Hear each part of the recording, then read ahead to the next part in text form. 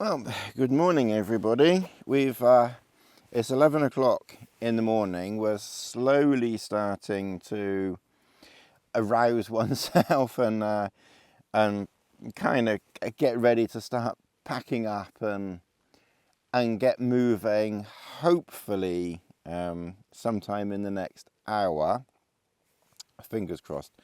That's the plan. Is to try and get going for about 12. I think I woke up about 10, just before 10, about quarter to 10. And in that time I had to nip out and do something.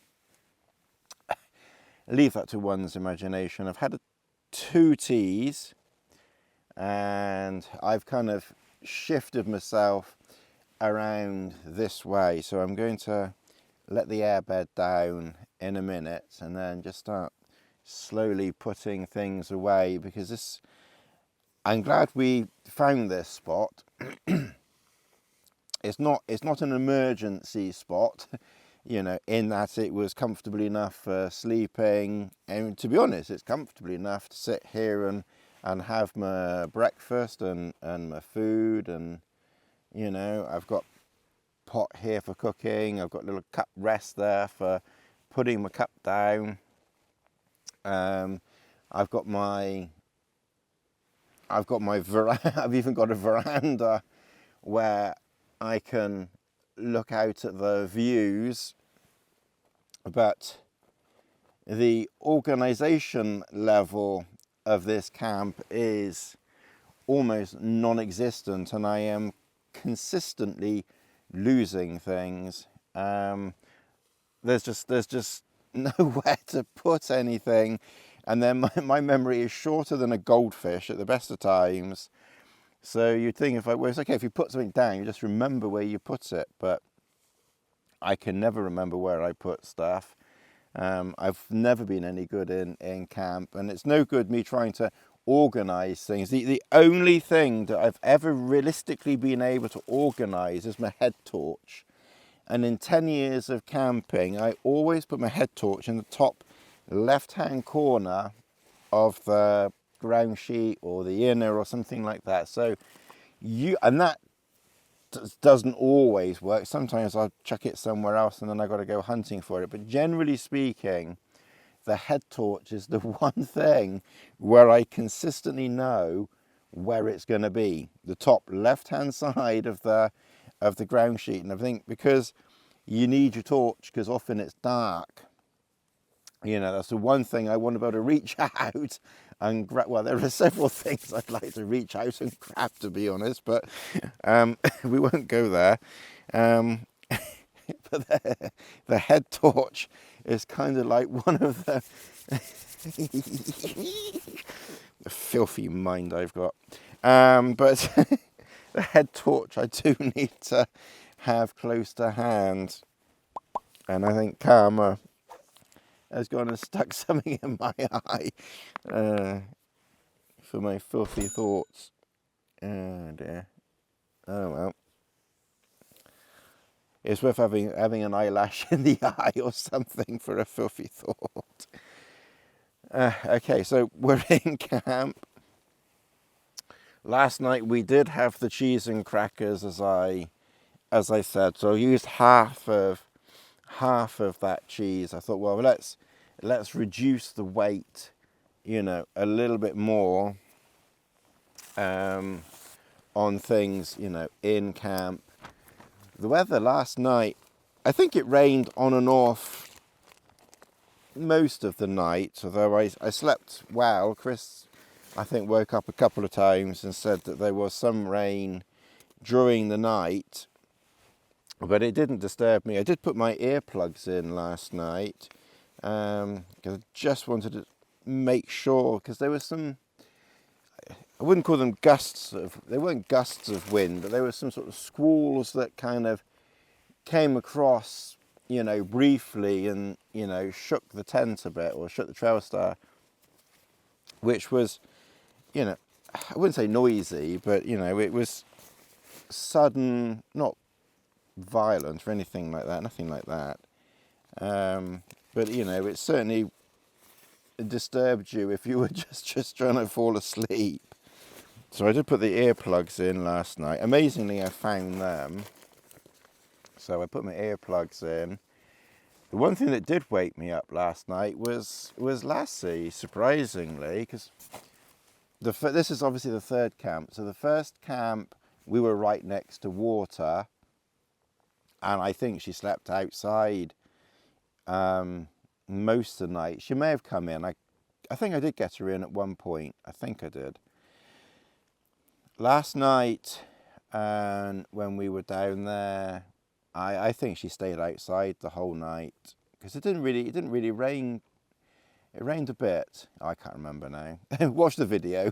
I think she did come in a little bit last night, the night before actually, come to think of it again. But anyway, last night, because it was like wet and not very nice out, I thought, well, let's get her inside for a bit. And I put my head down about midnight, and I was just falling asleep I put my head down at 11-ish, and I was just falling asleep, literally just about. I think I was so close to just that bit in between when you can't quite fall asleep and when you're just about to fall asleep. And I heard this whining sound, and it was Lassie, and she doesn't normally make a sound. So I don't know what she was whining about, but she was whining about something. So I never knew what. So anyway, I said, does she want to go out? Because the only thing that she would make a noise for is for water. Well, there's water everywhere. So I didn't have to put water out for her because there's puddles literally everywhere. And I'd put her food down here, and she hadn't eaten the food yet. So I said, you want your food? So she went out, ate her food, and she stayed out all night thereafter. So I can only imagine that she was whining, that maybe she wanted to get out, and I don't know whether she couldn't get out or what, I don't know. Anyway, she went out, and she'd been out all night. All right, well, we're walking now. We obviously packed up. I didn't bother filming packing up. I just wanted to get going as quickly as I could. We're crossing the top of this Knoydart area, and it's pretty bleak up here. The weather isn't very nice, as you can see. It's misty all around. The going is mostly okay, grassy, and we're kind of at this moment in time following these metal things. Oh, bugger. We'll maybe have to go around.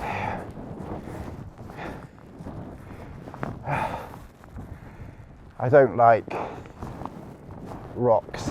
Okay, we're going to have to go this way. Alright, I'll turn the camera off just so I can negotiate down here. I come along now. It's okay coming down the gap between the rocks, past that waterway. And we're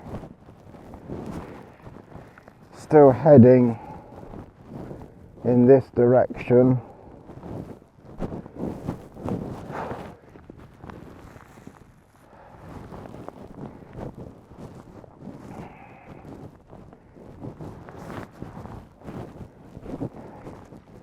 Okay, well, this is Carn Mor, the highest point around here anyway. Why do I always pick up the camera when there's stones?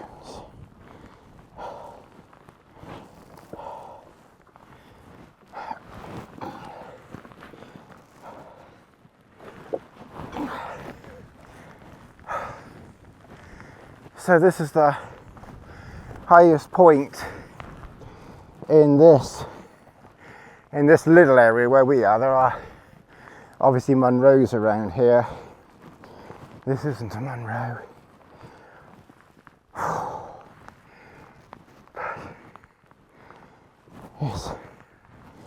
It's a bit of a trek up, quite steep.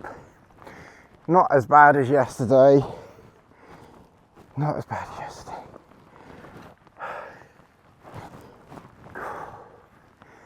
Bloody hell.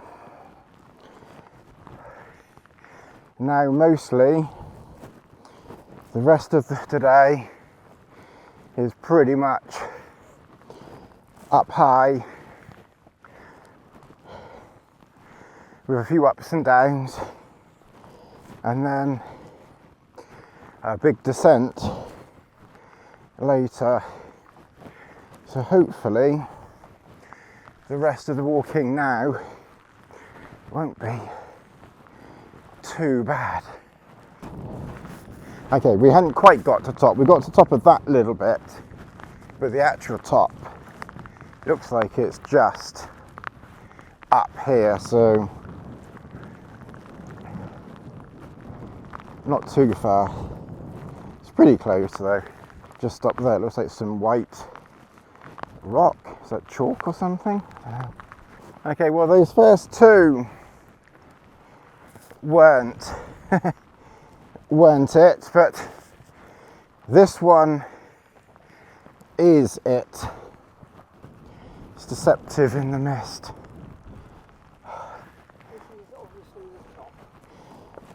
This is the top here. Whether this or that's the highest. Right, okay, yeah. Here you've got Carn over there, Carn here. Okay, well, we've come down from up there, but there are, luckily, I think this bit is maybe slightly more popular than the bit that we have been on, and therefore there is a path of sorts. It's got to be pretty careful. So we're still making our way that way. I can't tell you which hill we were on, but we're slowly coming down. We're at 633 meters here, so we've descended this splash time. So we've descended 200 meters already. There is a little bit of a path around here, but very, very intermittent. You can see where you can kind of just make out the path here. So 1 minute you're on the path, and then the next minute it's gone. Once you're beyond the big one behind us, the really big one, there's absolutely no paths at all. It's like people probably park their car and then walk up to the big one, Carn Mor thing, and turn around and head back.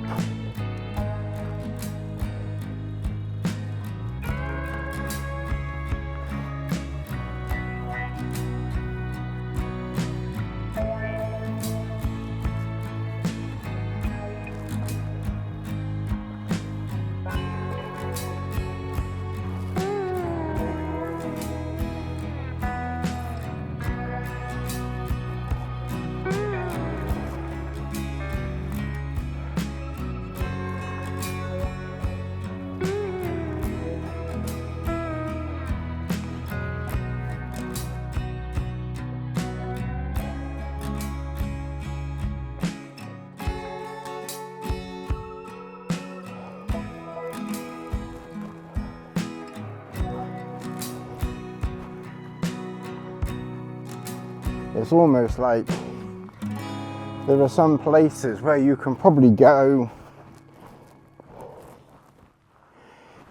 different ways to the same place, and because it's so infrequently walked here. That's probably why the path just disappears at times.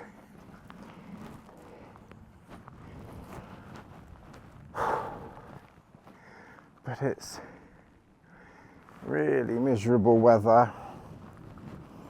We didn't bother putting on waterproof trousers, so our trousers are pretty soaked. We're not a million miles from where we hope to camp, which basically is going to be the far end of that valley, give or take a bit, and we just got to get down to it. So it's going to be we're going to have to go down a ridge, which I must admit I'm not looking forward to too much, but it shouldn't be too bad. Fingers crossed. It was a heck of a lot easier to get down than it was to get up there, I can tell you. Do keep watching, please, and do subscribe and like and post a comment below. All these different rock formations and everything. It's like up and down, up and down.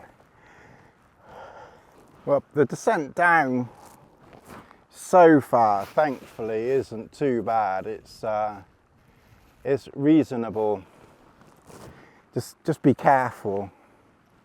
It's not super ridiculous steep yet. Okay, well, we're making our way down here. This luckily isn't too steep. It's steep, you know, it's slow going for me, but this is, you know, doable to get down for me without scary feelings. And if I slip here, which I have slipped once, it was literally just straight down on my backside, because it's very wet and mossy and everything else like that, so it's a little bit dicey underfoot. But to be honest, the shoes have got more grip and more bottle than me. The shoes are far stronger and more suitable to this than I am. Anyway, we're gonna carry on because Chris is a bit like a mountain goat going down here. He's very good and quite quick at going down, and I'm way behind, and stopping like this means I'm even further behind. Yep, one rainbow over there. It's quite a low rainbow. Seems to be going into the valley almost. Yeah. There's maybe part of a second, no, very faint, but main one. Okay, well, we finally made it down off of up there. Chris was significantly quicker than I was, and somehow my phone decided to dial the emergency services as I was coming down as well. I heard voices from my pocket, and I thought, what the hell's, what's that? Well, I don't know. It was just, we got wet, and somehow it must have pressed, I don't, anyway, I heard voices in my pocket, and I said, who's this? It's emergency service. Oh no, sorry, don't need you. Put the phone down. I cancelled it, yes. And now we've got to find somewhere to now we've got down, we've got to